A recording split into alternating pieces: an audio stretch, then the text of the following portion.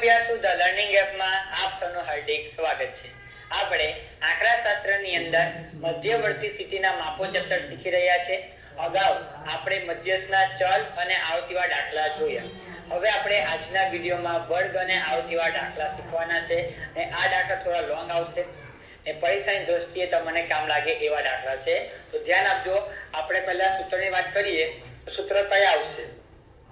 તો સૌથી પહેલા આપણે એ યાદ કરીએ કે જ્યારે તમને ચલ આપેલા હોય, ફક્ત તમને જ્યારે ચલ આપવામાં આવે તો સૂત્ર કયું આવે? ખાલી અવલોકન આપેલા હોય ત્યારની વાત છે।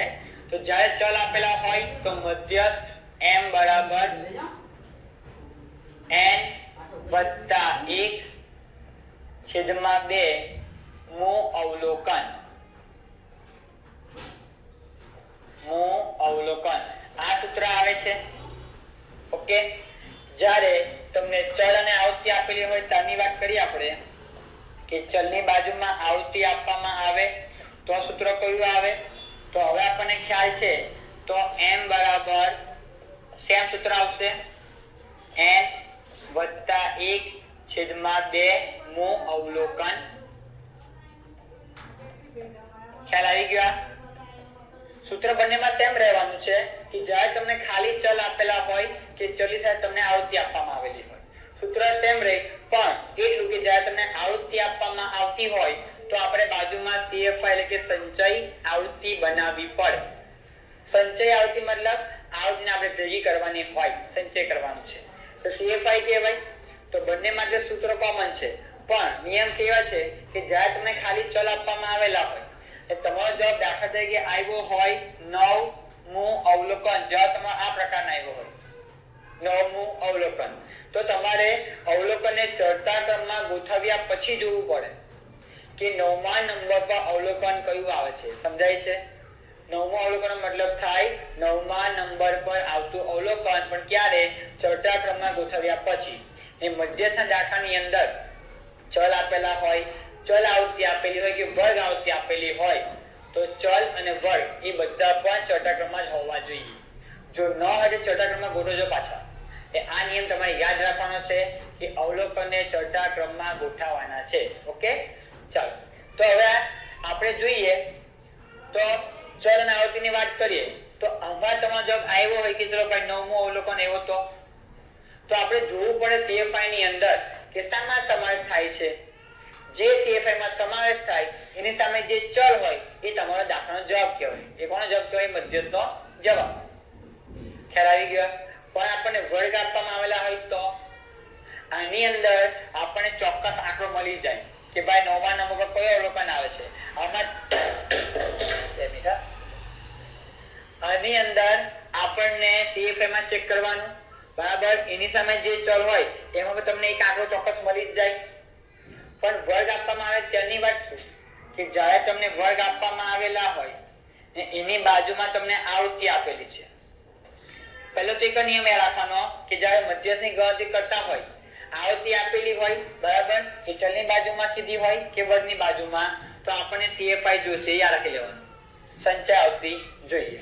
પણ હવે આમાં પર ગણતરી સેમ જ થવાની છે કે ભાઈ જેમ કે તમારો આવશે ન આવે કે 9મું અવલોકન આવ્યું તો 9મું અવલોકન આપણે CFI માં જોઈશું આપણે, પણ એની સામે જે હોય એ તો તમને વર્ગ સ્વરૂપે આપેલું હશે, વર્ગ હશે, તો એમાંથી જવાબ કયો પાછો? જેમ કે તમને આપ્યો હોય કે 10 થી 20 આપ્યા હોય, બરાબર, અને એવા 20 થી તમારે 30 આવ્યા હોય તો 20 થી 30 માં જવાબ કયો? 21 ગણો, 28 ગણો, 25 ગણો, 26 ગણો, કયો જવાબ કહેવાય? 25.5 માં જવાબ આવી શકે છે, પણ કયો જવાબ? તો એના માટે પાછું આપણે આગળ ગણતરી કરવી પડે સૂત્રના મદદથી। તો એના માટે બીજું સૂત્ર પણ છે। તો સૌથી પહેલા આની પાસે તમારે જો આ વર્ગ પહેલા લાવવો પડશે પહેલા કે કયા વર્ગમાં જવાબ આવશે, તો એને કહેવાય મધ્યસ્થ વર્ગ।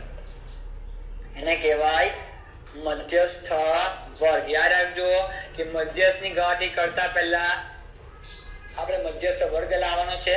મધ્યસ્થ વર્ગ કોને કહેવાય? એવો કયો વર્ગ છે કે જેમાં મધ્યસ્થનો જવાબ આવશે એને કહેવાય મધ્યસ્થ વર્ગ આપણી દેશી ભાષાની અંદર। તો એનું સૂત્ર છે n ભાગ્યા 2 મુ અવલોકન। એનું સૂત્ર છે n ભાગ્યા 2 મુ અવલોકન। આની અંદર વત્તા 1 લખવાના નથી, આ જેમ વત્તા 1 આવશે પણ આમાં વત્તા 1 લખવાના નથી, કારણ કે પહેલા આપણે ખાલી એટલું નક્કી કરવાનું છે કે મધ્યસ્થ વર્ગ કયો આવશે, એ પછી જે વર્ગ આવે એના આધારે આપણે સૂત્ર મૂકવાનું છે, એ પછી આપણો જે જવાબ હશે એ આ વર્ગોની વચ્ચે આપણને જોવા મળશે, કે જે મધ્યસ્થ વર્ગ આવ્યો હોય એમાં આપણને જોવા મળે. પણ યાદ રાખવાનું કે મધ્યસ્થ વર્ગ જે હોય એ નિવારક જ હોવો જોઈએ. જે આપણે આજે દાખલા શીખવાના છે એ બધા વર્ગ નિવારક હશે, અને આની પછી જે વિડિયો આપણે બનાવીશું એની અંદર આવશે અનિવારક વર્ગ. બરાબર, હું તમને બધું સમજાવીશ ડિટેલની અંદર, પણ અત્યારે ખાલી યાદ રાખો કે આપણે મધ્યસ્થ વર્ગ પહેલા લાવવાનો છે, એના આધારે પછી આપણે લાવવાનું છે મધ્યસ્થ. તો મધ્યસ્થનું સૂત્ર યાદ રાખી લેજો. હવે લોંગ સૂત્ર કે જ્યારે વર્ગ અને આવૃત્તિ આપેલું હોય તો મધ્યસ્થ m બરાબર l વત્તા અંશમાં n ભાગ્યા 2 માઈનસ cfi છેદમાં fi ગુણ્યા c. હવે આ સૂત્ર આપણે દાખલામાં સમજીશું અહીંયા કે l નો મતલબ શું થાય, c નો મતલબ શું થાય, cfi fi બરાબર છે કે આપણે સમજી લઈશું ડિટેલની અંદર. પણ હાલમાં યાદ રાખો કે આપણે પહેલા મધ્યસ્થ વર્ગ લાવવાનો હોય એ પછી આપણે મધ્યસ્થ લાવવાનો રહેશે. દાખલો જોઈએ આપણે. પ્રથમ પહેલા વાંચી લઈએ. નીચે આપેલી આવૃત્તિ વિતરણ ઉપરથી મધ્યસ્થ શોધવાનો છે. તો આપણે કોની ગણતરી કરવાની છે? મધ્યસ્થની. આપણને વર્ગ અને આવૃત્તિ આપેલી છે, લખી દઈએ આપણે વર્ગ અને આવૃત્તિ. ચાલો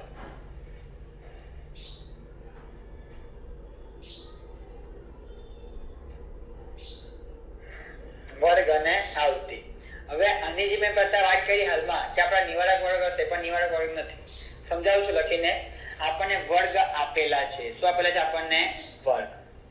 10 થી 14 જોજો, ચડતા ક્રમાંક હોવા જોઈએ વર્ગ પણ, એ પણ ધ્યાન આપવાનું. 10 થી 14, 15 થી 19, 20 થી 24, 25 થી 29 એવું છે ને? હા બસ બરાબર છે. 30 થી 34, કારણ કે અમુક છે ને એવું ચેક કરવું પડે, અમુક કદાચ ના પણ આપ્યો એવું તો. 35 થી 39, 40 થી 44 ને છેલ્લો વર્ગ હશે 45 થી 49. ચેક કરી આપણે. આવે છે છેલ્લો વર્ગ? ઓકે આવે છે. રકમ એટલા માટે ચેક કરવાની કે આપણને જો દાખલા આવડતો હોય, પણ રકમ જો ખોટી હશે તો આપણે દાખલો ભલે આપણને આવડતો હોય, આપણે ગણતરી પૂરેપૂરી કરી હોય તો માર્ક મળવા પાત્ર રહેશે નહીં. એટલે કે રકમ બે વાર જોઈ લેવાની. વર્ગ આપેલા છે, એની બાજુમાં આવૃત્તિ આપેલી છે એટલે fi કહેવાય. ખાલી યાદ લખો તે પણ ચાલે. તો 3, 10, 18, 25, 23, 19, 16 અને 6 થઈ ગયા. આવૃત્તિ મળી ગઈ. હવે આપણે આવૃત્તિનો સરવાળો કરીએ તો તમને n મળી જાય. યાદ રાખવાનું કે જ્યારે આપણને આવૃત્તિ આપેલી હોય તો આપણે આવૃત્તિનો સરવાળો કરવાનો. કોઈ પણ દાખલો હોય, ગમે તેવો દાખલો હોય, ગમે તેની ગણતરી કરતા હોય, આવૃત્તિ આપી છે એનો મતલબ આવૃત્તિનો સરવાળો કરો તો આપણને n મળે. તો કરીએ આપણે સરવાળો. 3, 10, 18, 25, 23, 19, 16 અને 6. તો n ની કિંમત આવે છે 120. કેટલા આવે છે? n બરાબર 120. હવે આપણે સૂત્ર પર જઈએ તો પહેલા આપણે કોની ગણતરી કરવાની? આપણે પહેલા મધ્યસ્થ વર્ગ લાવવાનો. બરાબર, તો મધ્યસ્થ વર્ગ આપણે લાવીશું તો એના માટે આપણે CFI પણ જોશે પાછા, કારણ કે આપણને જવાબ સામાં ચેક કરવાનો હોય CFI ની અંદર. તો બાજુમાં આપણે સંચાવતી બનાવીએ CFI, ક્યુમ્યુલેટિવ ફ્રીક્વન્સી. કેવી બનાવીશું આપણે સંચય આવૃત્તિ? જે આ પહેલી આવૃત્તિ હોય એને આપણે જેવી છે તેવી લખવાની. પછી આ આવૃત્તિમાં આપણે બીજી આવૃત્તિ ઉમેરી દેવાની. તો 3 + 10, 3 + 10 એટલે 13, 13 + 18 31 +25 એટલે 56, 56 + 23 79, 79 + 19 98, 98 + 16 114 +6 એટલે 120 આવશે. કેટલા આવશે? 120. તો આ ખબર પડી કે વર્ગ આવૃત્તિ લખાઈએ આપણે. ને આપણે સૌ કોની ગણતરી કરી? સંચય આવૃત્તિ. હવે આપણે કોની ગણતરી કરીશું? બોલો. હવે આપણે મધ્યસ્થ વર્ગ પહેલા લાવીશું. તો લખીશું બાજુમાં આપણે માટે મધ્યસ્થ વર્ગ. મધ્યસ્થ વર્ગ બરાબર મધ્યસ્થ વર્ગ એટલે n ભાગ્યા 2 n ના છેદમાં 2મું અવલોકન. તો ચાલો 2n માં n ના છેદમાં 2મું અવલોકન. તો n ની કિંમત કેટલી છે 120. તો n ના જગ્યા પર આપણે 120 લખી દેવાના. બરાબર ના બરાબર n ની કિંમત 120 ભાગ્યા કરીએ 2 મું અવલોકન.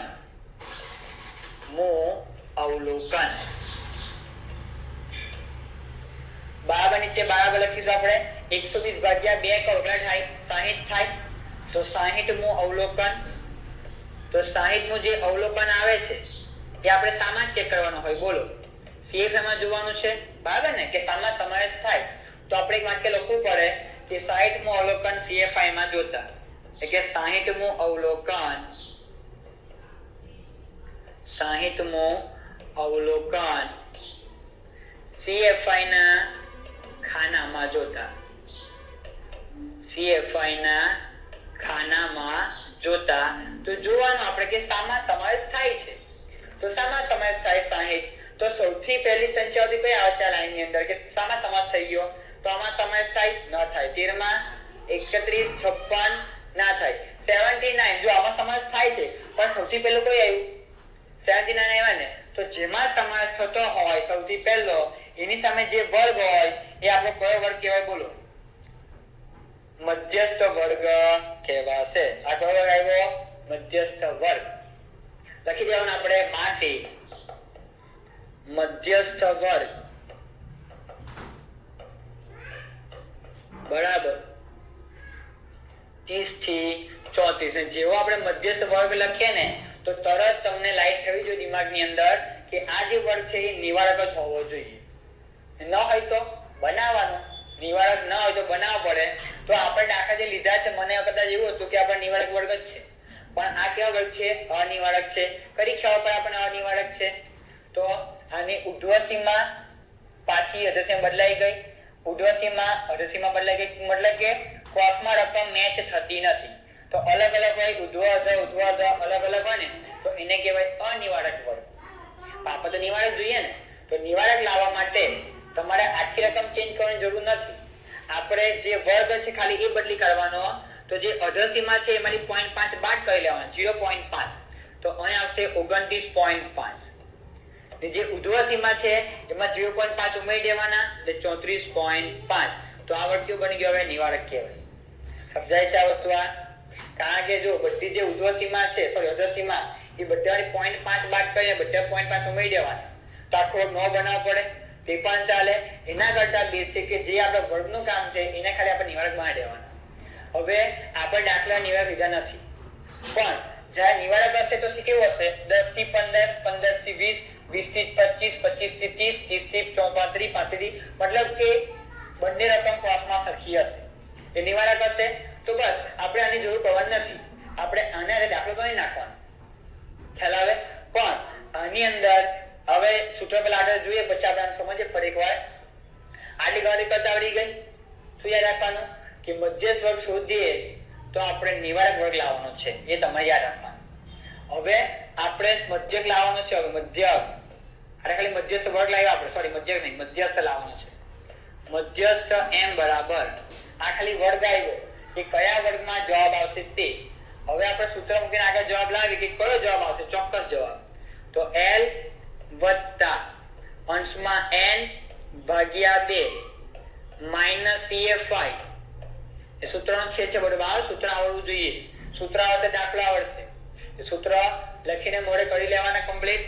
બરાબર ના બરાબર l ની કિંમત l એટલે કે લોઅર કટ એટલે કે અધર સીમા થાય.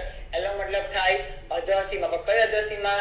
જે નિવારક વર્ગ આવે છે એની આપણે અધર સીમા લેવાની. તો અહીંયા આપણે લઈશું 29.5 વત્તાના વત્તા n ની કિંમત ખબર છે 120. તો 120 ભાગ્યા 2 CFI કયા લેવાના બોલો? જેમાં સમાવેશ થાય એના ઉપર જ્યાં t લેવાના હોય. એવું નથી જે વર્ગમાં સમાવેશ થતો હોય એના ઉપરનો જે વર્ગ હોય એની સંખ્યા આવતી લેવાની છે. એટલે લેવાનું તો એ જ છે. આપણે લેવાનું તો એ છે પણ નિયમ કયો બને કે જે વર્ગમાં સમાવેશ થાય એના ઉપરનો જે વર્ગ આવે એની આપણે સંખ્યા આવતી લેવાની હોય. પણ આપણે નિયમ બનાવી દુખી ગયા શોર્ટકટની અંદર કે જેમાં સમાસ થાય એની ઉપર જે લઈ લેવાનું આપણે ઓકે જ છે, પણ ખાલી યાદ રાખવાનું કે જેમાં સમાસ થયો એનો જે ઉપરનો વર્ગ છે એની આપણે સંચય આવૃત્તિ લેવાની. તો કઈ લઈશું આપણે ગાડી 56 લેવા પડશે. આવૃત્તિ કઈ લેવાની? f એટલે આવૃત્તિ. તો જે વર્ગ આવે એની બાજુમાં જે આવતી હોય એ આપણે લઈ લેવાની. એટલે ક્લાસ સંખ્યા 23. c એટલે વર્ગ લંબાઈ, ક્લાસ ઇન્ટરવલ. તો c કયો લેવાનો? તો યાદ રાખજો c નો મતલબ થાય જે નિવારક વર્ગ છે એને આપણે વર્ગ લંબાઈ લેવાની. તો આ રકમમાંથી આપણે આ રકમ બાદ કરી દેવાની. 34.5 -29.5 તો 5 જવાબ આવે. કેટલા વર્ગ લંબાઈ? 5. બાકી આમાં તમે જોવા જાવ કેટલી આવશે? 4. બરાબર ને? પણ યાદ રાખવાનું નિવારક વર્ગની વર્ગ લંબાઈ લેવાની, નિવારક વર્ગ તમારે l લેવાનો, મધ્યસીમા લઈ લેવાની. હવે માની લો કે આ જ વર્ગ તમારો નિવારક છે, બરાબર? આ જ વર્ગની વાત કરીએ આપણે, નિવારક હોય તો આની વાત છે. તો કઈ નહીં, 30 અહીં આવશે. આમાં જે રકમ બાદ કરો રકમ લખી દેવાની, જે તફાવત આવે 4 4 3 એક ના આવજો કે 4 તો 4 5 તો 5 3 તો 3 જે આવે તેની વાત કરું છું, બરાબર? કહેવાનો મતલબ કે આ જે દાખલા છે એ મેં અનિવાર્ય લીધા છે.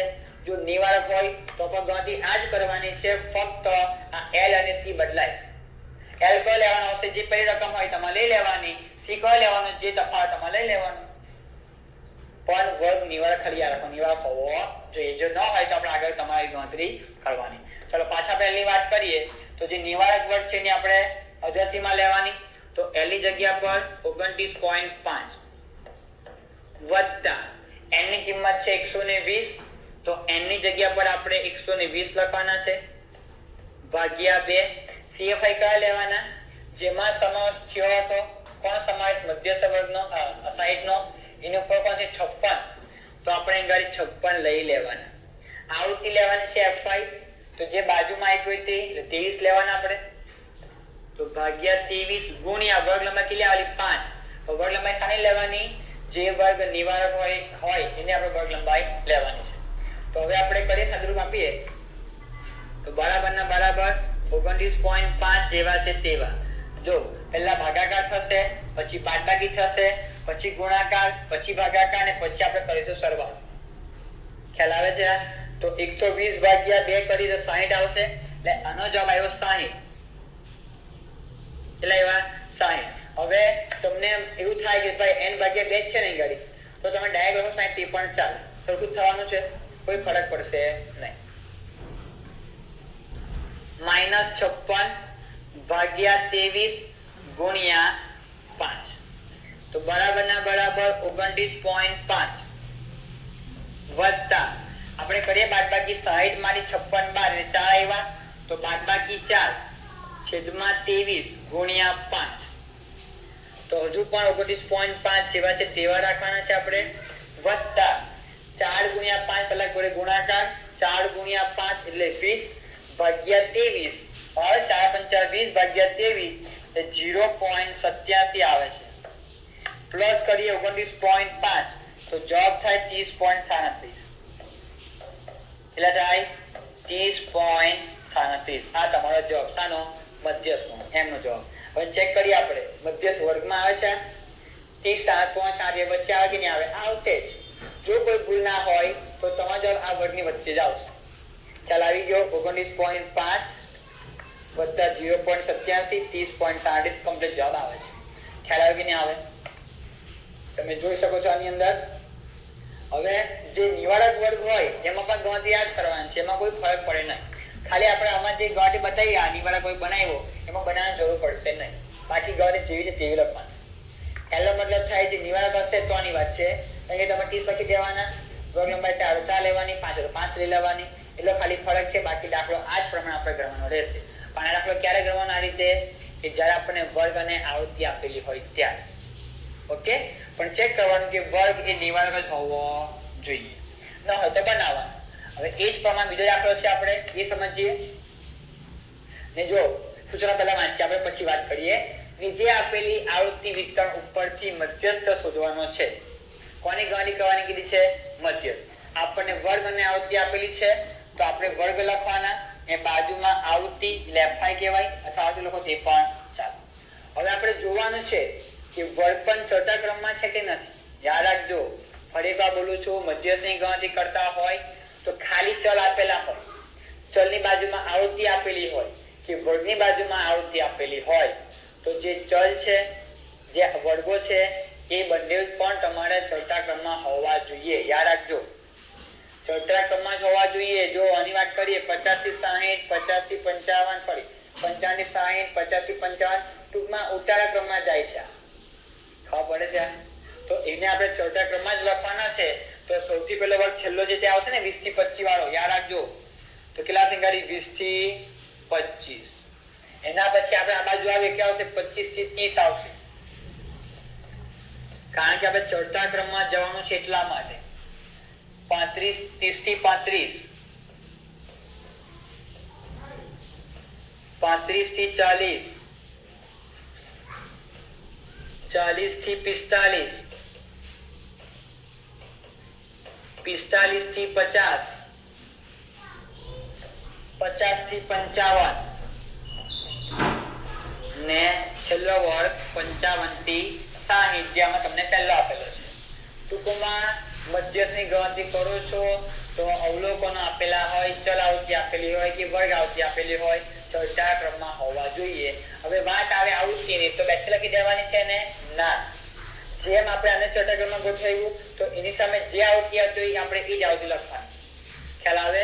જે આવૃત્તિ સામે આવતી લખવાની. એક્ઝામ્પલ તરીકે એક વસ્તુ સમજાવું છું, ખાલી કદાચ આપે તો કે વર્ગ તમને ઉપર નીચે આજુબાજુ આપેલા હોય તો આ પહેલા છેલ્લે આજુબાજુ એટલે ગમે તમે ગુચવાડો પણ આપેલો એ પછી આપણે ચડતા ક્રમમાં ગોઠવીએ તો આપણે એ જોવાનું કે કયા વર્ગની સામે કઈ આવૃત્તિ હતી તે જ આપણે લખવાની રહે.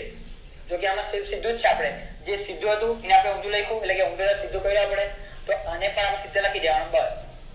પણ કહેવાનો મતલબ જે વર્ગ હોય એની સામે જે આવૃત્તિ આવતી આપણે એ જ લખવી પડે. તો પહેલા 14 છેલ્લા આપણે લખી દે 14, કારણ કે એની સામે છે ને 14 એટલા માટે. પછી 28, 33, 28, 33, 30, 20, 30, 20, 15, 13 અને 60. ઓકે, આવે એવા. ચાલો આવૃત્તિ મળી ગઈ આપણને, સરવાળો કરીએ આપણે. જરા આવૃત્તિ આપેલી સરવાળો કરી દેવાનો તો આપણને n મળી જાય. 14, 28, 33, 30, 20, 15, 13 અને 60, તો 160 આવે છે. એની કિંમત કેટલી આવે છે? 160. ખ્યાલ આવી ગયો? હવે આપણે આ fi મળી ગયા આપણને, તો આ બાજુ cfa બનાવી દઈએ આપણે સંચય આવૃત્તિ, કારણ કે જરૂર પડશે આપણને. કઈ રીતે બનાવવાની? કે જે પહેલી આવૃત્તિ હોય એને આપણે જેવી છે તેવી લખી દેવાની, તો 14 જેવા છે તેવા. પછી વારા પરથી પ્લસ કરતું જવાનું. તો 14 ના 14 પ્લસ કરીએ આપણે 28 તો આવશે 42, પ્લસ કરીએ 33 તો જવાબ થાય 75, 75 માં પ્લસ કરીએ આપણે 30 તો 105 આવશે, 105 માં પ્લસ કરીએ 20 એટલે 125, 125 માં પ્લસ કરો 15 140, 140 વત્તા 13 153 એ વત્તા 7 એટલે 160. એ યાદ રાખજો, સૌથી મોટી સંચય આવૃત્તિ ને આવૃત્તિનો સરવાળો એ બંને આંકડા સેમ મેચ થવા જોઈએ. જો ન થાય તો આપણે કશે પૂરો સેવા સમજી લેવાનું. ઓકે, તો સરખું થઈ ગયું. હવે આપણે મધ્યસ્થની ગણતરી કરવાની છે.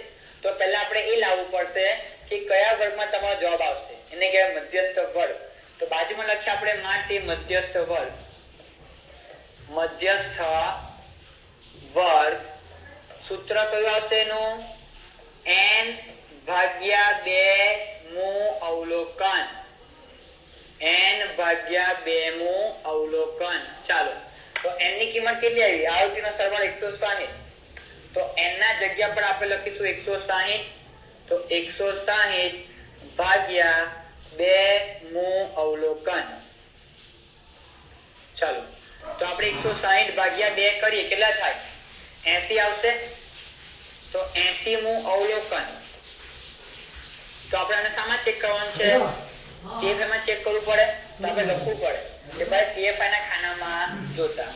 તો 80 મું અવલોકન, 80 મું અવલોકન cfi ના ખાનામાં જોતા, cfi ના ખાનામાં જોતા. જોવાનું છે આપણે કે શામાં એનો સમાવેશ થાય છે. શાનો સમાવેશ? આ 80 નો સમાવેશ. તો સૌથી પહેલી કઈ સંખ્યા આવી જાય છે 80 માટે? 105 આવી ગઈ. 105 નો સમાવેશ થાય? હા. તો એની સામે જે વર્ગ હોય તો 105 ની સામે કયો વર્ગ છે? 35 થી 40. તો એ આપણે લખવાનો રહેશે. તો લખીએ માટે મધ્યસ્થ વર્ગ. માટે મધ્યસ્થ વર્ગ બરાબર કયો વર્ગ આવ્યો? 35 થી 40. જેવો આપણે મધ્યસ્થ વર્ગ લખીએ એટલે તરત આપણને ખ્યાલ આવવો જોઈએ કે નિવારક વર્ગ હોવો જોઈએ. ચાલો ચેક કરીએ આપણે. 20 થી 25, 25 થી 30, 30 થી 35, 35 થી 40. જો ક્રોસમાં ના સંખ્યા સરખ્યા કે નહીં આવતી. જે ઉર્ધ્વ સીમા છે એ જ પાછી અધર સીમા છે, ઉર્ધ્વ સીમા એ જ અધર સીમા છે. કહેવાનો મતલબ ક્રોસમાં કેવું છે? સરખું સરખું આવે છે. તો એ કયો વર્ગ કહેવાય? નિવારક વર્ગ. તો આપણે આને ફેરવવાની જરૂર નથી. ઓકે, આ દાખલો પણ આપણે આવી ગયા ની અંદર. મને કે કદાચ નહીં આવે પણ આવી ગયો છે. સરસ, સારી વાત છે. હવે આપણે આના પર દાખલો ગણીએ તો સૂત્ર મૂકીએ આપણે મધ્યસ્થનું. માટે મધ્યસ્થ જેને m કહેવાય, મીડિયન. સૂત્ર મોટું સૂત્ર આવશે l વત્તા અંશમાં n ભાગ્યા 2 માઈનસ CFI ભાગ્યા કરીએ આપણે આવૃત્તિ ગુણ્યા c. હવે l એટલે લોઅર કટ કઈ જે આપણે મધ્યસ્થ વર્ગ છે એની જે અધર સીમા હોય એ l કહેવાશે. એટલે કેટલા હશે તમારે? 35. બરાબર. 1 મિનિટ ખાલી. ચાલો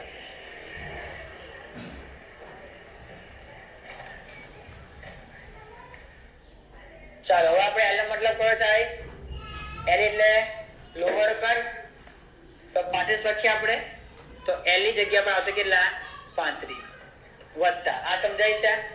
ફરી એકવાર l એટલે લોઅર કટ લેવાની પણ કઈ નિવારક વગર લેવાનું. આ નિવારક જ છે ને એટલે તો 35 જેવા છે તેવા. n ની કિંમત કેટલી છે? 160. તો આપણે અંશમાં લખીએ કાઉન્ટની અંદર 160 ને n 2 ની કિંમત 2. CFI કયા લેવાના?